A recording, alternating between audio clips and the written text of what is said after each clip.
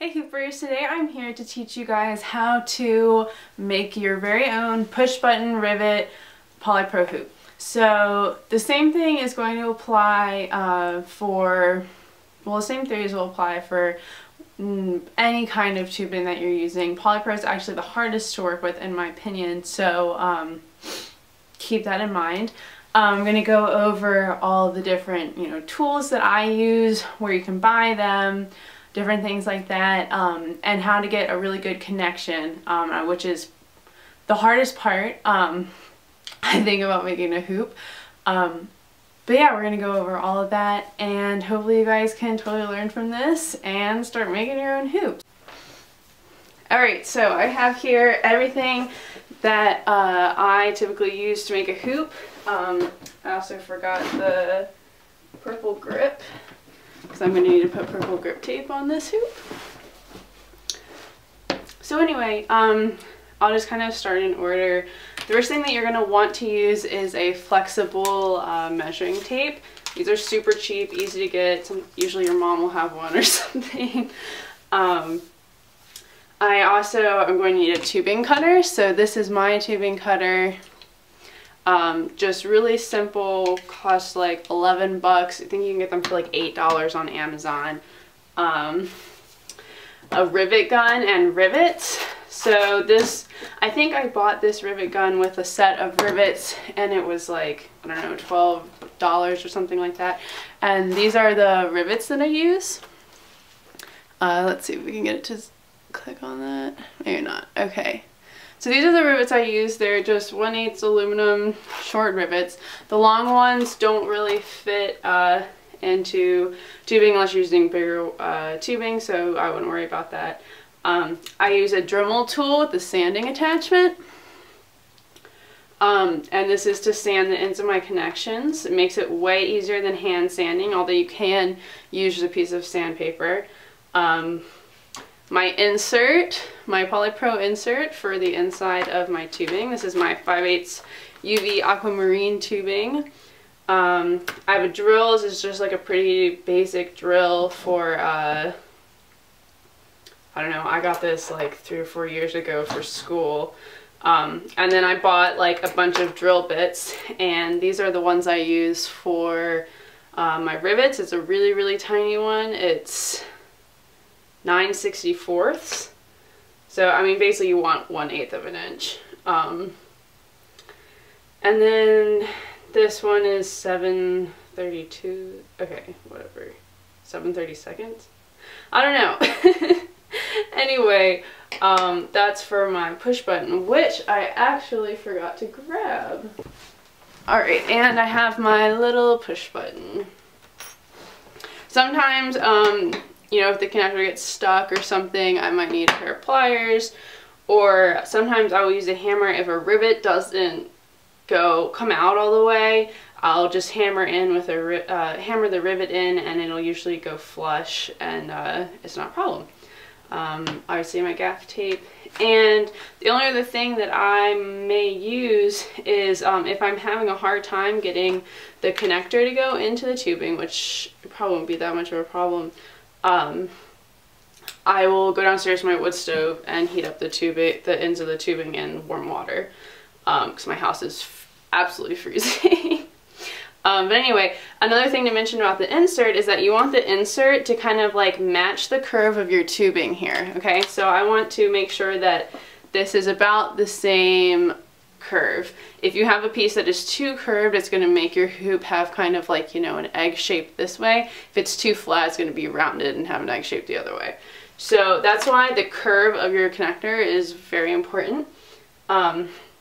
So this is 5/8 tubing, and I'm using 1/2 inch tubing for my connector, and I actually have a roll of that over here that I cut off of. But anyway, let's get started.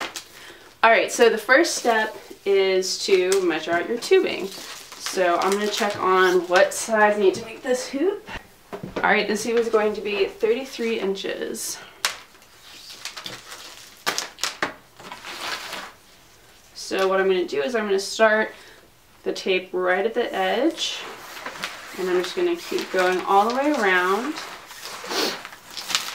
And to determine how big you want your hoop to be, it's going to need to be the diameter times 3.14, which is pi.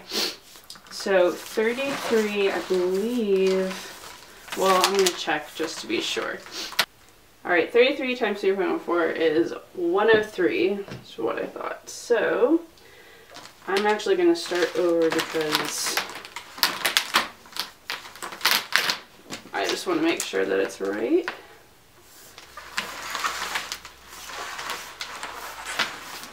So I just kind of go in increments of maybe like 5-6 inches all the way around until I get to 103. So I've gone a little bit too far. So here's 103.6. So I can do about 103.5. And I'm going to grab my tubing cutter.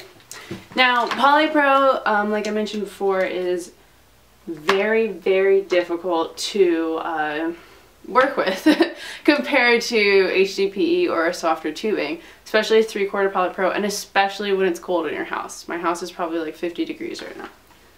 That's an exaggeration, it's probably about 60. So what I do is I take my tubing cutter, I try and get it as square as possible because the closer your cut is, the better. I'm going to squeeze and then I'm going to just start rotating it until I cut all the way through. And that was a decent cut, but I know I'm definitely going to have to clean it up with the Dremel tool to make it flush. So now I have my tubing. So I'm going to put this back, this to the side.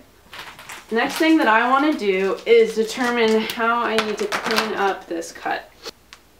So I can see that it's not quite straight here. So I'm going to take my Dremel tool and I'm going to sand this thing.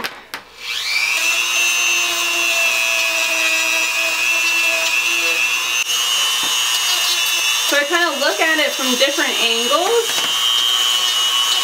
and I just try to make it the straightest cut that I can.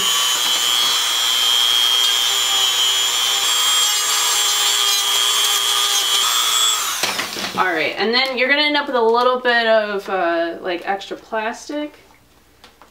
And I'm just going to kind of peel that off with my fingertips. My fingernails, I mean. Alright, and there's a little bit of a nick in here. I'm probably going to do a little bit more, but we just want to see. So I'm going to stick my insert in. This one's going in pretty easy, so I'm not going to need to heat it up or do anything like that. And you see that this is about half coiled. You should be fine to put it together. If it's really tight like this, there are some things you can do. One thing that you can do is take the tubing between your legs like this, and then you're just going to press it so it's almost straight as you pull it through. And it takes some maneuvering to get this down, but doing this a couple of times will definitely kind of open up your tubing a little bit more. Alright, so that got it a little bit bigger for me, but I don't necessarily need to do that. So I'm going to push this together. I'm going to make sure that the connector is right in the middle, or that the connection is right in the middle. And this is actually pretty good connection here. There's no gaps, so I'm going to show you guys this. Alright, so there's our connection right here. And you can see that there's no gaps in it. Nice connection. There we go. So now comes for doing the rivet. So what I do first is I lay the hoop on the ground and I kind of make sure that it lays flat. Alright, I'm also going to double check my measuring just to be sure before I make this thing completely, you know, finalized that 105. Okay, so that's a little bit bigger, so we do want to cut that. So it's a good thing I mentioned that. Alright, so I fixed that up and got a nice smooth connection. So now what I'm going to do is drill my holes for my rivets and my push button. So a lot of people put their push buttons on the outside, but I like to just lay my hoops on the floor and just put them right on the side. I think they're pretty much the same as far as what's easiest to use, but I just like this because I can make a better connection that way. Alright, so I put my little drill bit in, and I'm going to go to the middle of this piece of tubing. So you saw my tubing, my piece of tubing was about 6 inches, 7 inches. So I'm going to come to the middle of this side. I'm going to drill. And I put the drill in reverse when I come out, so I get a nice little hole there. You want to make sure your drill is nice and charged, which will help keep it from, you know, coming up with a lot of like plastic pieces around. If that does happen, you can use an X-Acto blade. That's one thing that I forgot to mention. You can use the X-Acto blade. Sometimes I'll use the blade on my tubing cutter to just get a little bit out there. But the hole for the rivets doesn't matter as much as the hole for the push button. So anyway, I've got our rivet here. I'm just going to kind of squeeze that in there. I'm going to take my rivet gun. You want to make sure you have the right kind of bit on here. I'm going to kind of press this down a couple of times and pump it until I hear that click. The end of the rivet pops out, and then there you have your little rivet. So for me, most of the time the rivets come out perfect. Sometimes they're not, you know, that perfect. This one's not perfect, but it doesn't have anything sticking out. It's nice and smooth, so that's, you know, that's important. Alright, so that's all it is to riveting. Rivetings were really easy. So now we have the push button, also not difficult at all. So we're going to put our bigger bit in, and you want to be sure that the bit is, you know, the same size, so you can kind of match them up to see. So I'm going to put this bit in. Make sure my drill is going the right way. That's super important. That was a mistake I always used to make. I'm going to kind of measure my fingers about 3. I'm going to make it the same. It's still in the center there. Drill. Okay, it's a pretty good cut. What I'm going to do is I'm going to open this up now. I'm going to make sure that if there's anything kind of stuck in there, that it gets out, which I think it did. And now I'm going to put my push button in. So since my, since this is a bit longer than my push button, it doesn't really matter that I put the push button in this way. Sometimes if people have a shorter connector, they like to put the push button in reverse so that, like, you know, it doesn't stick out. But I honestly think that it's kind of nice to have it this way because just in case anything happens where it gets pushed in too far or whatever, it's a little bit easier to get out. So now I'm just going to push this in with the end of this drill bit. That's a nice button there. It's pushing good. So now I can push this in, and it's perfect. Here we go. Now this person actually wanted theirs sanded, not with a gaffer, so I just take some sandpaper. You want kind of like a thicker grit. This one's 120, but you could get even, you know, heavier duty. I think I would prefer something a little bit more heavy duty. And then all I do here is just sand the inside like so. And I'll go over it a couple of times. Alright, and this hoop's done. So I'm going to show you guys a close-up of the connector so you guys can check it out.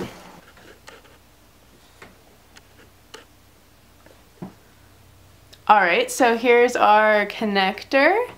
Looks like this. Let me see if I can get a better view of it for you guys. Here we go. So there's our nice little push button connector. Alright, so I hope you guys enjoyed, learned how to make your push button rivet connections and how to deal with polypro. Like I mentioned before, it can be pretty difficult. This is why I use that kind of rotating method with the tubing cutter, because if you just try to kind of like, you know, slice through it right away and it's not warm, it'll kind of like crack and, like, you know, sit in the cracks, then you have to keep cutting it.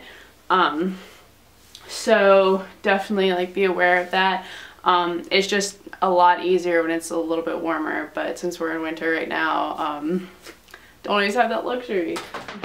Okay, so the biggest advice that I can give you guys that are starting to work on hoops is to, you don't want to settle for, you know, just any old cut or whatever.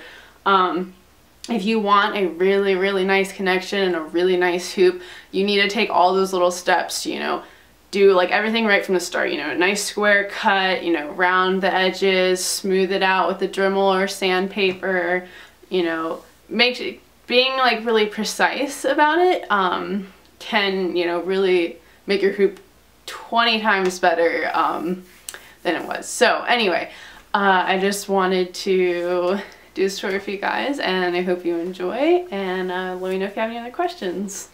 Happy hooping!